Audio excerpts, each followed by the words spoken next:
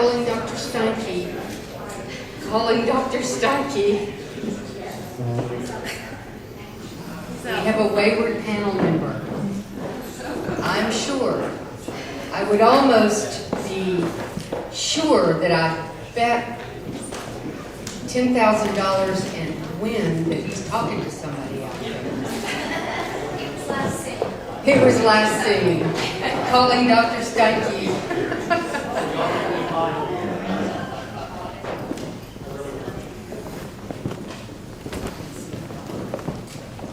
Thank you. Your place is reversed. I won $10,000 betting that you were talking to somebody out there. Thank you.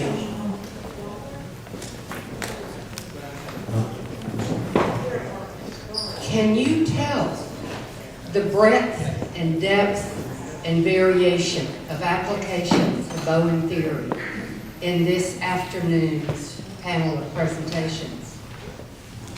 I'm seeing some heads nod. It certainly was one of my purposes to be able to have leaders in Texas represent their own work, and I know that each really scratched the surface of their applications of Bowen theory. I'm grateful for the presentations. I'd like to start with comments, thoughts, questions from Dr. Kerr, and then open it up to others on the panel and to you all. I will do my best at sort of quarter horsing the comments and discussion. Dr. Kerr.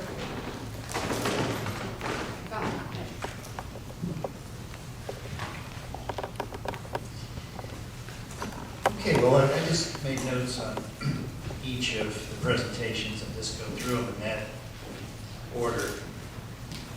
I'd like to start on a very broad level. As part of Jack's presentation, there's a man named Doug Fields, who's a neuroscientist. He'll be actually coming to my spring meeting where I organized in Washington. But in his very fine book called The Other Brain, he talks about 4 people who made great conceptual leaps. And maybe it'd be good to open it to the audience and see who the audience would pick. But Copernicus would be one, with the heliocentric universe, a huge figured ground shift in not only our understanding of the universe, but our place in it. Newton, with many credit, with the first real scientific theory, universal gravitation being a very important part of that. And of course Darwin, with an actual mechanism that could explain evolution and the impact that had on human beings' view of themselves. And then Einstein with the theory of relativity. Recently I added Bowen to the list. And a common reaction is, what, are you kidding? You're going to put Bowen up there with these other people? Just spinning off Jack's presentation of the early research. But the reason I thought that is it's the application of systems thinking to human behavior based on very specific knowledge to support it. I mean, there was general systems theory before that, a little bit before that, but it wasn't specific when it came to human relationships. Bowen applied systems thinking, and it was specific to human relationships. It's really what I tried to concentrate on this morning. And then also making this link, among other ways, using the patterns of emotional functioning that Jack described that were evident in the early research to evolution. And talk about altering man's view of himself. I don't know what the rest of you would say, but I think it borders on the profound, and that history will treat it well. And so I don't have any compunctions about lumping Owen in with those other characters, even though most people probably do. So I'll just leave it with that for now. I don't know if I've had a chance to hear Peter talk at length, but before, but I've very much appreciated hearing it. I think it goes without saying. It was extremely well done. I can see why he's effective when he wades into a congregation. A lens for understanding it, and a wealth of experience, and I guess a certain amount of guts to do what he does and not worry about the fallout. But I thought also, just by looking at congregations, and perhaps he could talk about this, but just seeing the changes, and several, certainly Robert Creech was talking about that a lot, seeing the changes in congregations over the period of time that he's worked with them. I would think that would be a very interesting window on the world, much like I think teachers who've worked for 30 years in school systems have an awful lot to say about how things have changed, over time. But the very solid things that he described as doing, which I would see as consistent with Bowen theory, I particularly like Talk with Peter. Was it Talk with Peter? Tell it to Peter, and just the structure that he set up to deal with that. I mean, you could just see how that could work. And then the idea of seeing what did I write here? Just seeing the antecedents of the present problem in the past, gaining that perspective. Anyway, just a whole series of things he described that I thought were important and interesting to hear. With Robert Creech, I think that whenever I get into societal process myself, I lose a certain amount of confidence. One, how well do I understand it, even though it seems obvious there, and what the hell do you do about it? But I thought it was a nice effort to remind the idea of could a congregation define itself in the community as a step toward trying to contribute to this regression reversing. It reminded me of when I came back from the Navy to go to work in Washington and work with Bowen.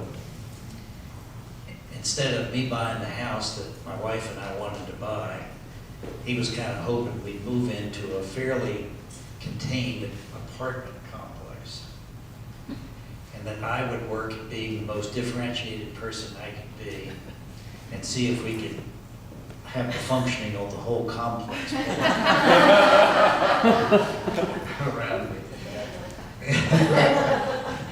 I think I would have been a little bit young for the job, but it was a fascinating idea, and along the lines of what you're talking about here. In the back of my mind, two statements of Bowen's. One, can anything done to prevent a regression be effective until the regression improves, in essence? And of course, that's which comes first, the chicken or the egg. But also the comment, I'm paraphrasing it, when the pain of acting on a long-term view exceeds the pain of taking the easy way out, then the regression will reverse. But he was certainly never against efforts in the here and now to try to do the best you can with yourself in the ways that you talked about. I like what you said at the end. How did you put it? This seems horribly simplistic. I think that captures my feeling state too, about anything I've ever had to say on this subject. I marvel at Bowen's ability to define it the way he did, but I think it's been the most difficult concept in the theory for people to wrap their heads around. And people still debate, is this really happening or not? As the years have gone on since his death, it seems like society is trying to make it easier for us to see it. It does look bad. So anyway, I appreciated the effort. I think always trying to, moving on to Katie Long, trying to find ways that are interesting to illustrate theoretical ideas, as she tried and did do with the Roosevelt situation. I mean, it's, when you see what it takes to prop up a human being, it's kind of scary when you consider the responsibilities they have. But hell, they get it done. I mean, look at Churchill, who was kind of a little kid in a lot of ways. But boy, when you needed him, and the world needed him, and he rose to the occasion, got the job done. It's and the whole country over there did, and just like ours did. But I thought that was just interesting. I didn't know that much about Roosevelt, and just to lay out, you know. I mean, you can suffocate if you're surrounded by helpful females. Or you can thrive on that. But I guess it depends on how they go about it. But I'll stop with one Murray Bowen story. One time he used to like to just stop in my office and drop a comment and then disappear down the hall. And that particular day, he drops in my office. He says, "Mike, when I married Leroy," that's his wife, of many, many years, it was like a breath of fresh air. But he said, "Mike, you know, you can choke on too much fresh air."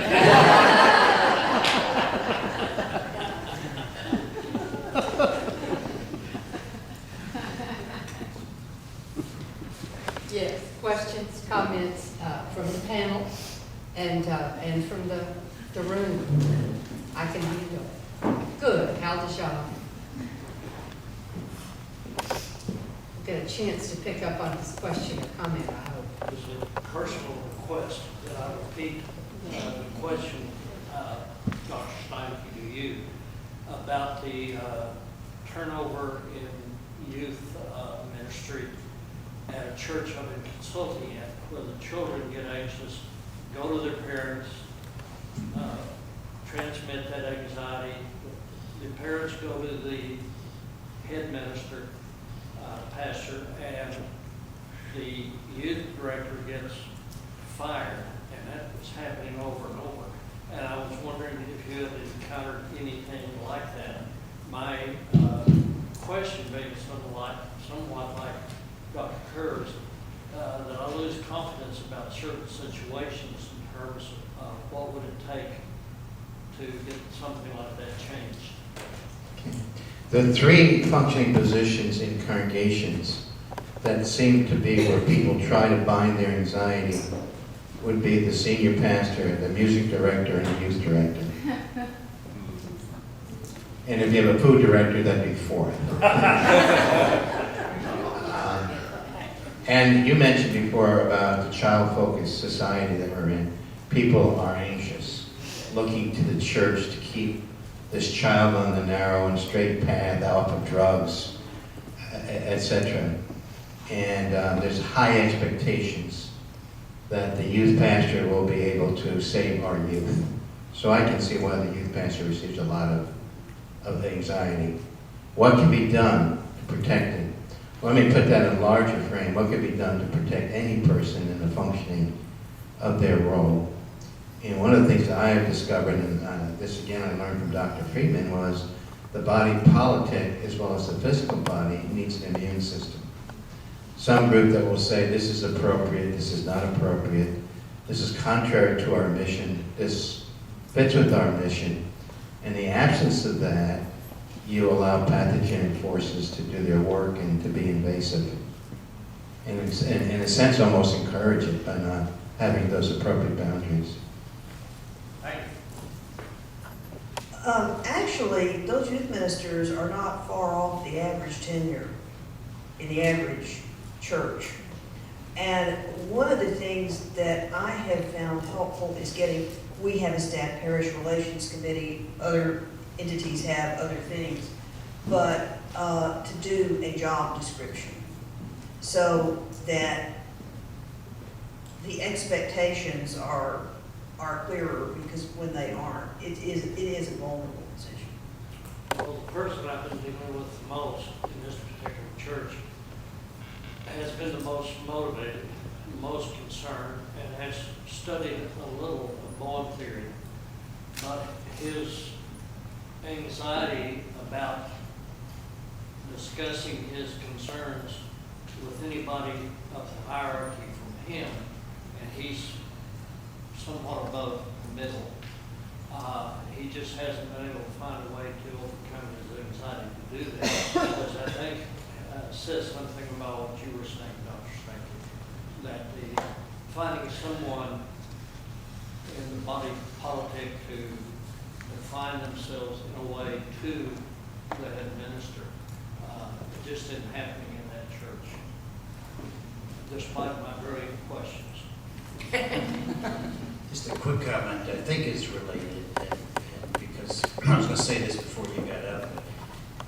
I went to Notre Dame, and Father Hesper was president when I was there, and he had been president a few years, and then so I read a book that he wrote, an autobiography with a writer assisting him. He described when he came into the hierarchy at Notre Dame, he was, I don't know, second or third, whatever, under the president, that level anyway. And Father Kavanaugh, this is back in 1952, I think, or 51, says, listen, Father Hesburgh, I want you to go to Coach Frank Leahy, one of the most successful coaches in Notre Dame history, and tell him we're going to cut his scholarships from 30 down to 18. This thing has gotten way out of hand. So Father Hesburgh says to Father Kavanaugh, of course I will do that, but can I be assured that when you hear from everybody about this, that you will back me? I was thinking of that with you, probably wouldn't work. If the youth minister goes, like you suggested, to the guy at the top and says, this is what I want to do, and this is what I anticipate will happen in reaction. Will you support me? And if he says no, has the guts to say no, okay, if I want to keep my job, I'm not going to do it, or else I'm going to leave, right? Just a clean contract with the person above. Later, Hesburgh, in dealing with the student riots at Notre Dame, knew he was going to take a position. And before he took his position, he went to key faculty members and key people on the next level to say, I'm going to take this position. This is the reaction I anticipate if you guys wind up joining this other reaction. It's going to totally undercut me. I just want to let you know ahead of time. So they had time to think about it. He took the position. They got that reaction, but they didn't support the backlash, and it worked. But I thought he was a genius in being able to deal with administration. My partner, who's a child psychiatrist, Mike's John Wooten, who is a basketball coach, I think, at UCLA for many years, has written a book. I think he died last year, yeah. So he'll put these little phrases up occasionally. And there was one before I left with his encounter with Bill Walton, who later went on to play for the Portland Trailblazers. And Walton showed up one day with a beard and told Coach Wooten, this is my right. I think I would wear this. I don't see how we're getting ready. And kind of went on and on. And so the coach said, I admire that about people who stand up principle and who express themselves well. I salute you. The team will miss you. Good luck. So next day in practice, ball comes, no beard. But he did have one, when he played, and I think now, how does that relate to my interest? I think that in the research he did, what is amazing to me is here's somebody that was able to make this shift professionally and personally from this rather steep position. Of course, he was thinking about it at Minickers. He just didn't parachute into Bethesda and do this. Follow the theory. I think caught a lot of flack from the administration that wanted him to kind of continue the individual focus, and he followed the theory of family as an emotional unit and what he was up against. To be able to do that. Would you hold the mic closer? Is this better? Okay. Yeah. And, you know, I think their expenses for that project were probably $1 million. Money well spent, you know, people would argue with that, but again, sort of like Coach Wooten, he stood on principle, followed the theory. I think many people are glad that he did.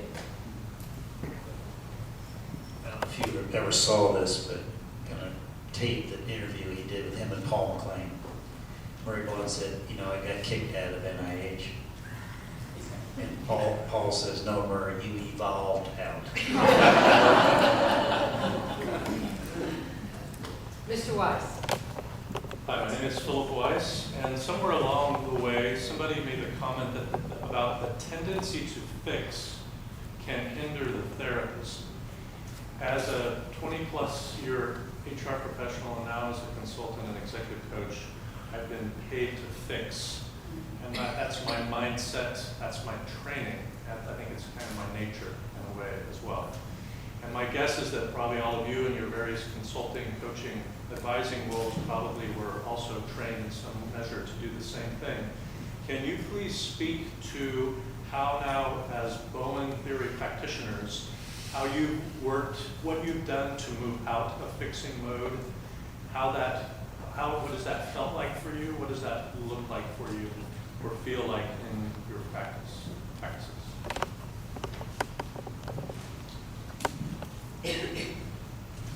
Well, of course, in my family, I'm an oldest, and I think a lot of oldest do that. So I'm currently in recovery from trying to fix people. If you're in that too, the group meets at 7. I'm sure we have room to help you out. I think that's, which is part of my reason for the interest in the paper, is that, or at the archives, and even before that time, it doesn't work. I mean, I think that's sort of the bottom line. Suggestion, and then families might try something, then they'll come back and that didn't work, and you end up as a scalp on their belt along with other people. And then, you know, on the project, I think that's the reason, here's Bowen's training, specifically not to do that, to get into the relationship. He was sort of trained to take that on in terms of emotional involvement. And then making it kind of a principle not to do that. That not only it didn't work, it was, I think, extremely difficult. That's what the early writings indicate, that people are not prepared to take this level of intensity on. They're not trained for it, and it just was not effective. And so the shift was, how do you sort of move out of that and then sort of observe the family process and make comments about process. Some people in the family therapy literature talk about joining a family, which is, to me, sort of a curious term, because I don't think you can, and if you do, then that affects your objectivity. You know, you sort of get blind to that. So I think it's the theory, it's not how many people it is in the room, but once you sort of apply it in your own life, I think that makes it easier to do clinically, and then it just sort of becomes part of you. I mean, I think I'll let these other folks speak for self. And families, I think, prize the neutrality, objectivity more than some expert. And I know how frequently kid families and say, well, I have all the answers on Friday afternoon is when I have all the answers. Unfortunately, you're here Wednesday. And most people know that for the last several years, my wife has forbidden me to work on Fridays. And they'll laugh, and they kind of get it. And so I don't have that, any more people coming at you. But, to me, I think the theory's been helpful, certainly reviewing the archives. But I think people in the past and today were not trained to get in and out of transferences. And most people get in them, and it's like quicksand, and they don't know they're in them. So that's kind of my my thoughts on it. Out of the intersection in my life and work with theory and what I have observed, I have come to believe, down to my toenails, that the only change that persists is change that people do themselves. Nothing I can suggest even as a how-to is going to change unless it becomes their how-to. One of the evidences that I can look at in tracking my life as a Methodist clergy who move around is that the programs that persist in a church after I have left are the ones that someone else wanted. And I helped them figure out how to do it. I came from a standpoint of theory many times in approaching, launching, and that sort of thing. But things that have been my bright idea left with me. I think Ronald Heifetz made a good distinction between technical problems and adaptive problems. Technical problems are where you have a know-how, you have a flat tire, you know how to repair it. Adaptive problems are more about changing self, changing values, changing how you think.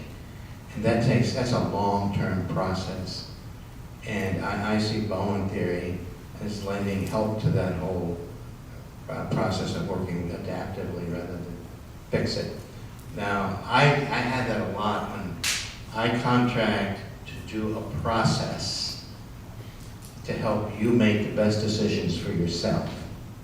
But I also know many people come out of business and our lay leaders expect me to come and give them the solution and the answers. And some of them have difficulty with my interventions.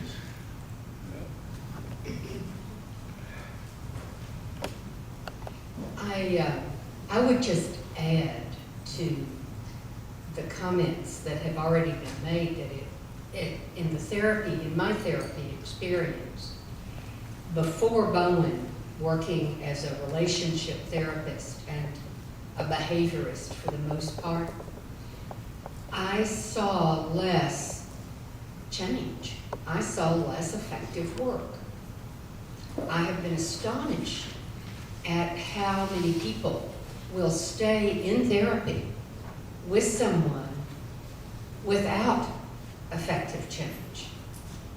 That in many ways, the dependence on a therapist, the dependence on a physician, the emotional process of not changing and not getting better can be very successful financially.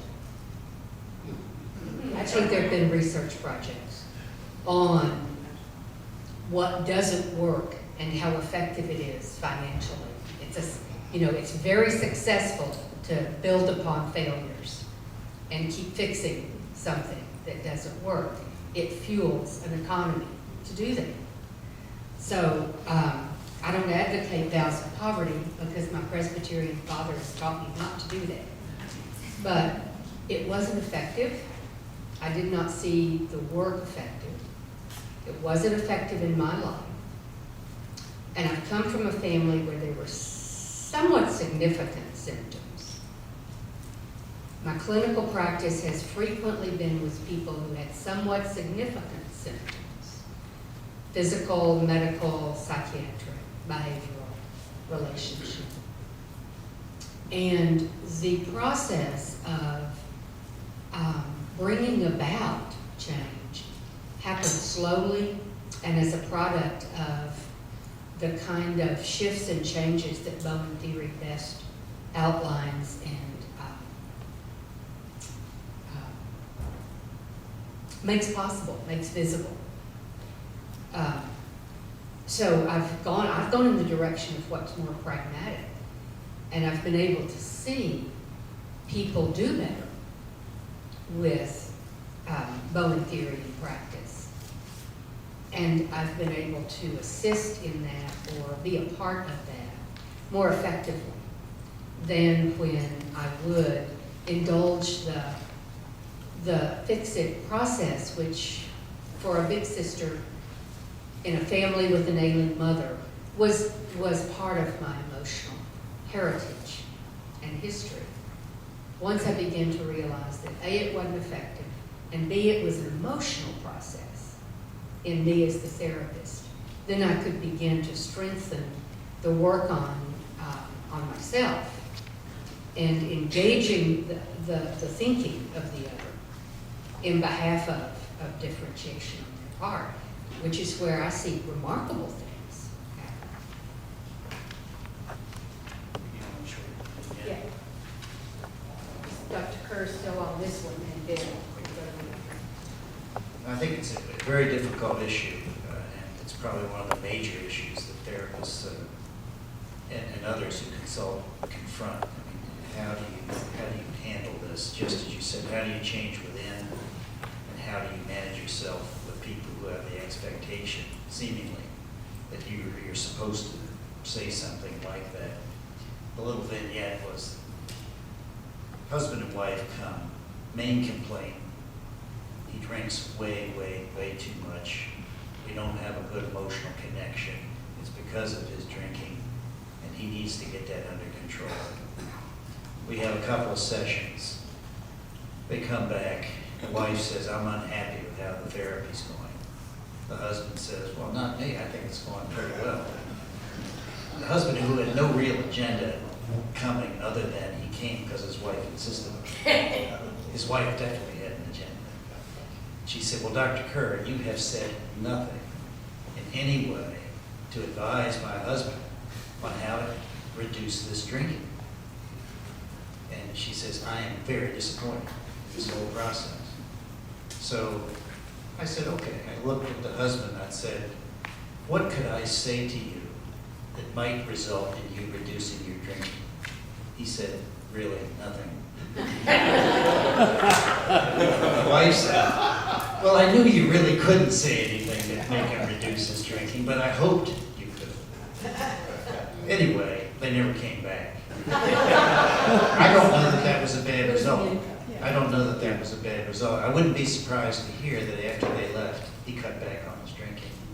But it was all based on that way of thinking that several referred to. I do think that it begins with the therapist's confidence, and it really is all about how you think about the problem. And if you implement it as a technique, I don't take responsibility for telling you what to do. That's crazy. But if you live it, then that can get communicated to a family effectively, usually. Some don't come back.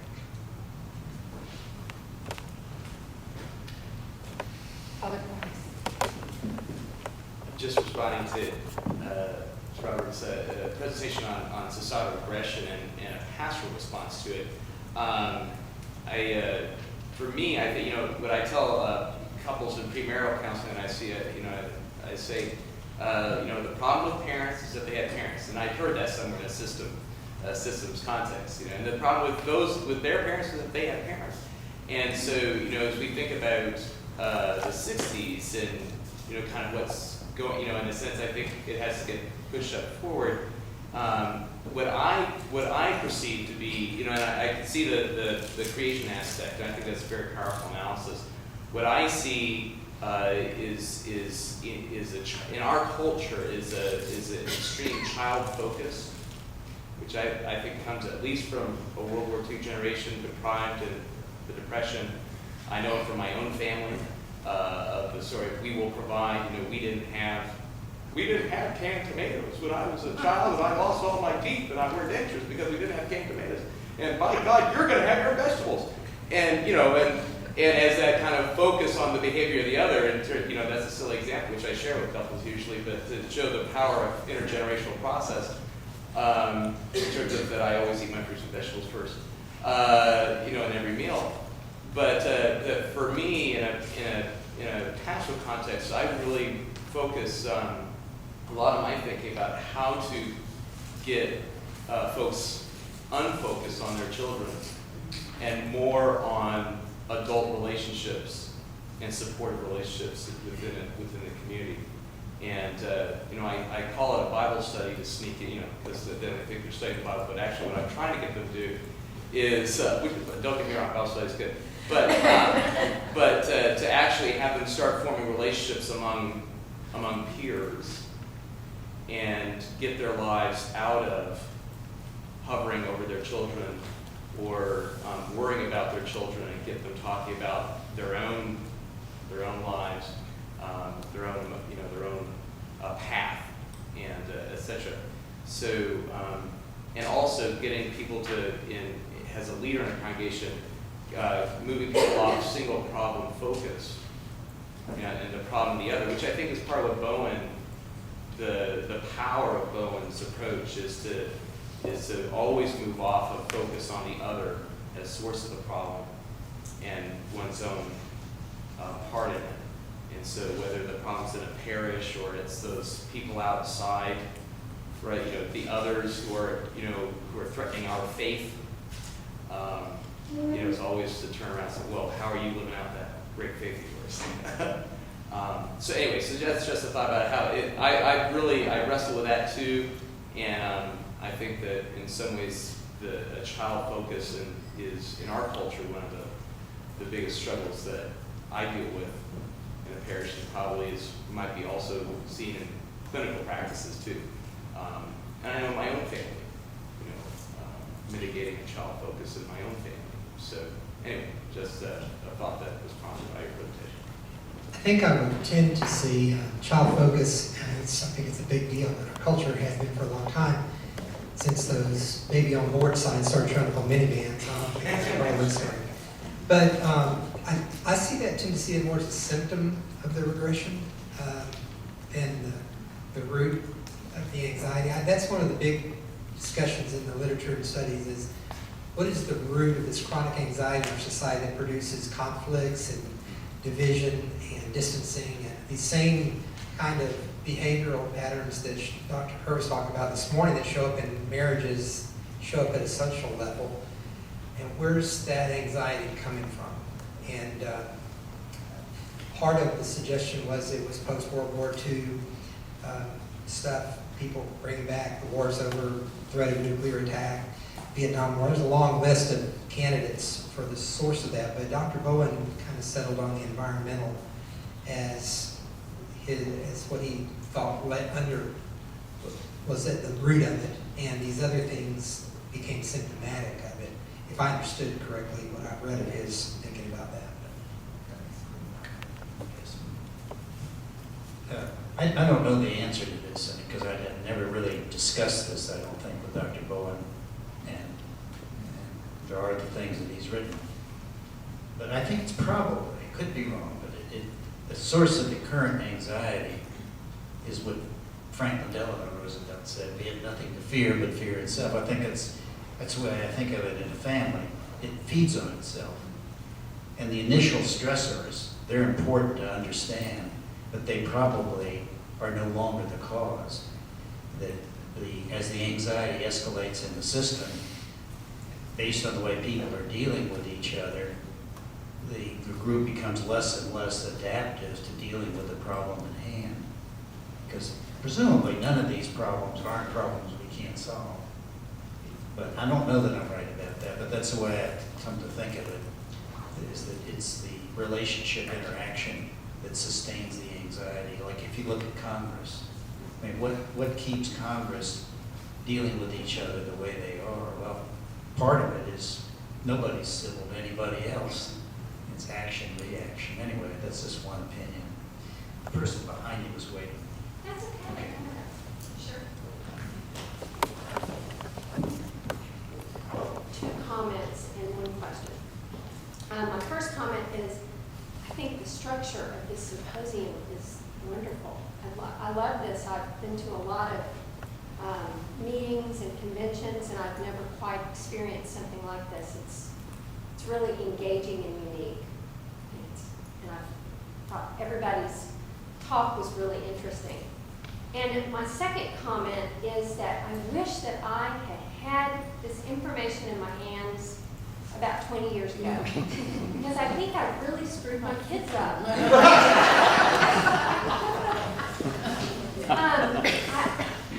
I mean, am I too late? I mean, I've been working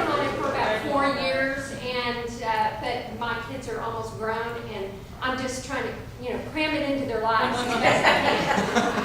So, and with that, at lunch, we talked a little bit about, Louise and Katie and I talked a little bit about, have any of you run across a well-differentiated family, a really healthy family? I know I'm working real hard on it, because my family of origin was really messed up. So I'm working really hard on all these concepts. I want to know if you've run across anybody who's done it well, and makes it look easy.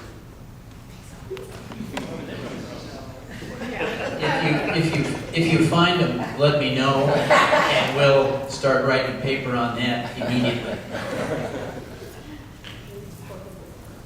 I don't know if you've ever seen the cartoon. It's a big hall, and there's a banner in the back, and it says adult children of normal parents. There's nobody in there. I think that I work with people clinically and as students of mine that are at a higher level of differentiation of self than am I. So I think I see higher levels than mine. And Bowen theory has permitted me to be nonetheless useful to them. And they've made good use more of theory in some ways than I have. So I think that you too probably see a range.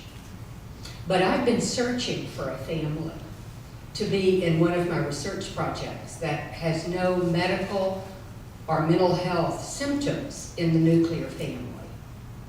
And the one candidate that was brazen enough to volunteer, we're fixing to get a divorce. So I think that your question is certainly a good sociological, anthropological, theoretical question, and it's worth really looking to find someone that represents higher levels.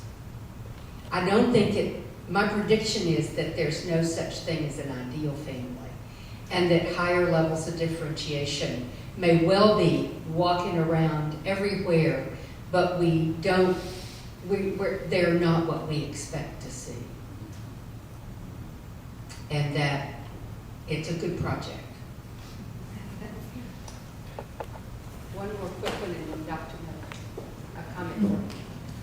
In 1971, in the spring, American Psychiatric, a panel was organized called The Normal Family.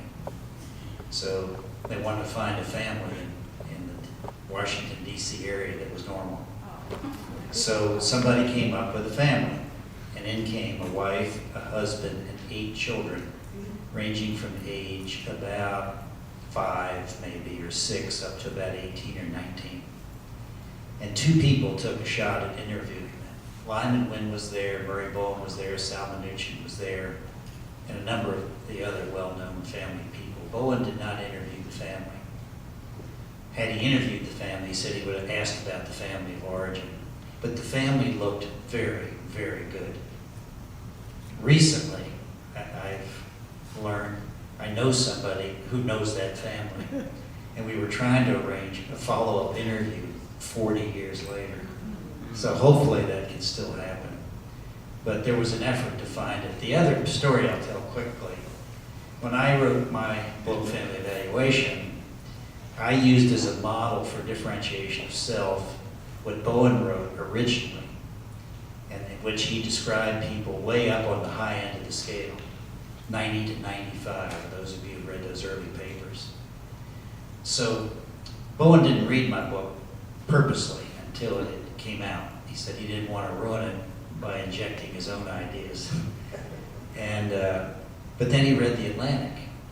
And then after he reads The Atlantic, which excerpted it, he comes into my office. He says, "Mike, I never intended to even imply anybody should be that far high on the scale."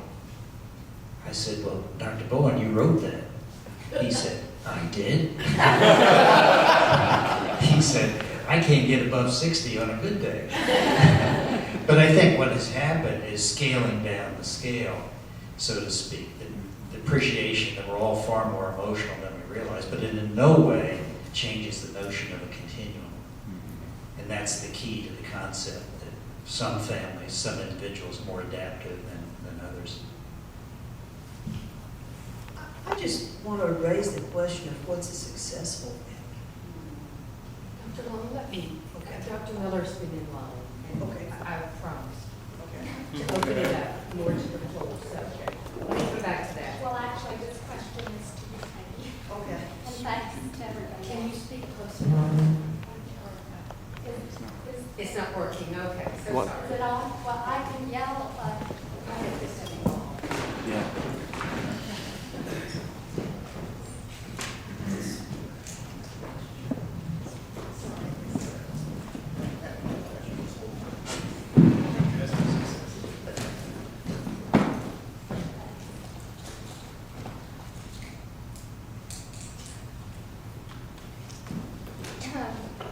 Anyway, as I said, thank you to everybody.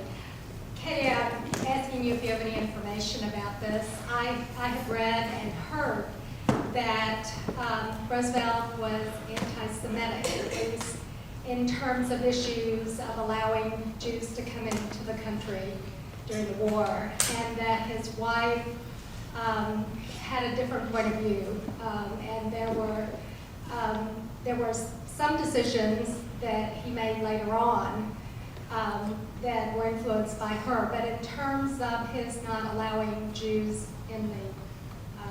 into the country during the 12-year period of the Holocaust, I'm just wondering if you have any information about that. And since she and other women were so influential to him, why she wouldn't have been more of an influence in terms of that particular topic. That really fits in with a lot of things that he did. He wanted things calm. And did not, as a person, want bad news. And of course, he got plenty of it. I mean, he survived quite a lot of bad news. But very pragmatic and wanted calm. And he would listen to her to a point. And he may have agreed with her more than it looks like. But part of his success was that he was so skilled at calming people down in the larger picture. But yeah, that in fact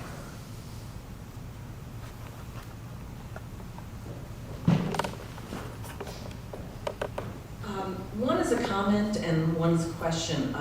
As we're talking about societal regression and how hard it is to kind of feel confident on something that global, it reminds me of the fact that during my graduate education, community psychology was kind of coming to the fore. There was a big emphasis on larger societal issues, on primary prevention, and the division of community psychology no longer exists.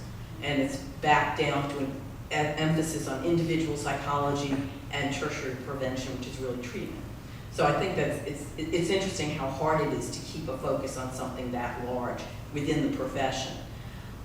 Specifically in terms of one of the comments you made, Robert, about recreation and simplicity, it made me think about the work of Joseph Pfeiffer on leisure, the basis of culture, in which he argues that for the Greeks, leisure was requisite for culture, and for the Hebrews for worship. And wondering if the lack of Sabbath and the lack of time for leisure, the lack of the time of the kind of thinking that's being promoted through Bowen theory, is that a symptom, or is that also maybe part of the root of some of the anxiety? I don't know the answer.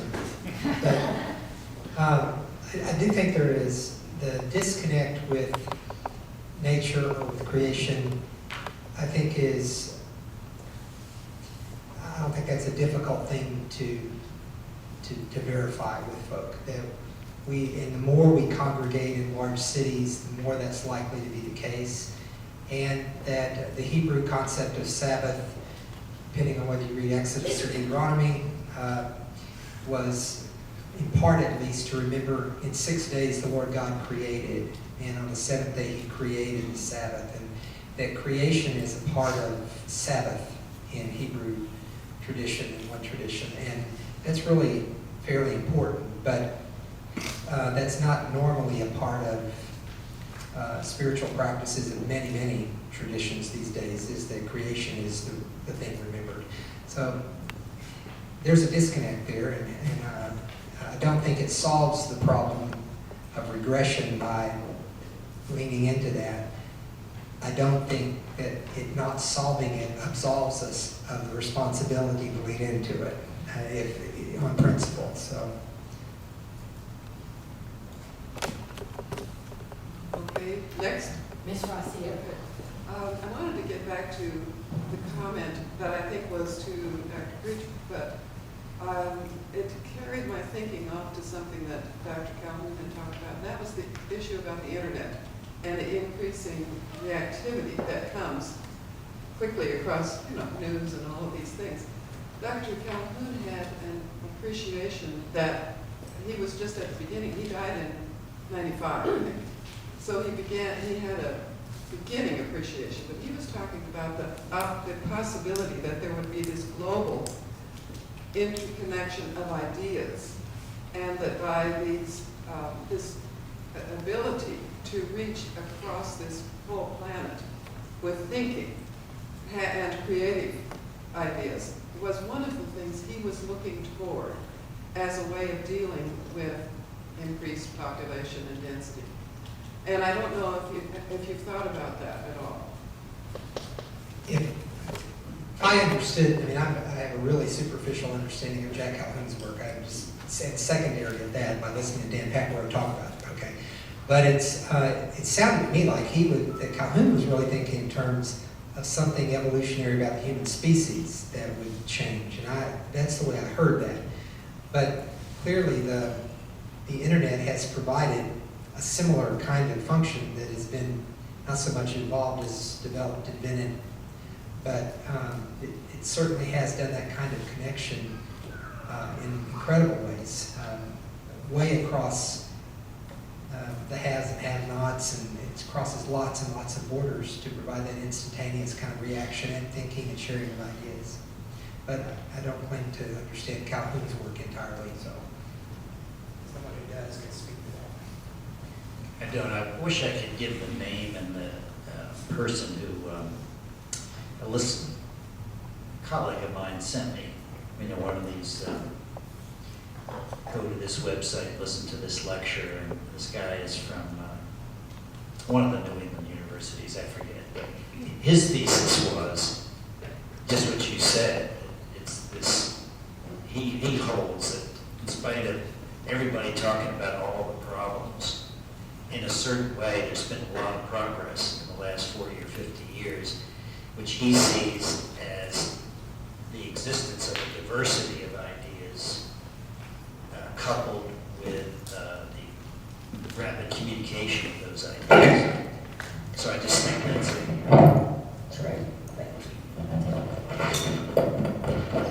that's an interesting point to raise, is what's positive during this period. I love the internet. I think it's the greatest thing since sliced bread, the kind of information you can gather so quickly. And it's got to have a big positive to it, in addition to this problem side, which I would agree with too. A very reactive world it fosters too. I think one last comment or question. I don't know if I want mine to be the last comment. I just wanted to ask if you all have any thoughts on the parallels of the regression and the times we've been at war recently and the years that we've been in a war-type setting with Afghanistan and Iraq and the Gulf War. If you see personally, I know my son has been at war, he's been in the military for about 10 years and he just got out. So I don't know if my perception is skewed, because I see them and their family, my daughter-in-law and my grandbaby, and their friends, the younger generation, and the father being gone, and for months on end, and sometimes 12 months, a year, being away. And if you see this dynamic in your church settings, or if you do in therapy settings, you see a lot of families that have been displaced because the father's gone. I'll make one quick comment and pass it along, but I was just thinking about reading the Post before it came on Thursday.